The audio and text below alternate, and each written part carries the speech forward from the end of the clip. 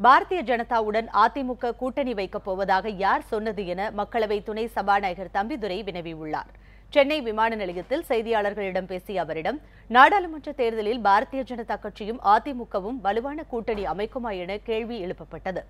இதற்கு பதிலளித்த அவர், பாரதிய ஜனதாவுடன் கூட்டணி அமைக்கப் போவதாக யார் கூறியது என எதிர்கேள்வி எழுப்பினார்.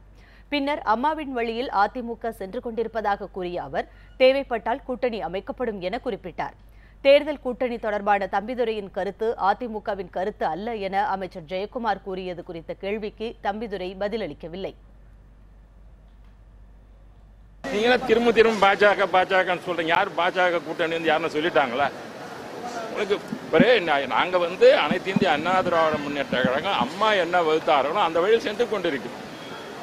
2009 இருக்கட்டும், 2011 இருக்கட்டும், 2014, 16 அத்தனை தேர்தல்களும் புரட்சித் தலைவர் தனித்து போட்டிட்டு இருக்கிறார்கள்.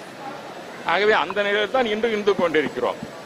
தேவைப்பட்டால் தேர்தல் அறிவிக்கப்பட்ட பிறகு தேவைப்பட்டால் நம்முடைய ஓபிஎஸ் சொல்லியிருக்கின்றார்கள், ஒரு மெகா கூட்டணி அமைக்கப்படும் என்று சொல்லியிருக்கிறார்கள். தேவைப்பட்டால் அதான் சொல்லியிருக்கிறார்கள். அது தேர்தல் அறிவித்த பிறகுதான் அதெல்லாம் தெரியுமா ஒழிய இன்னும் தேர்தலை அறிவிக்காத நிலையில் இது பற்றி கேள்வி எழுவதில்லை.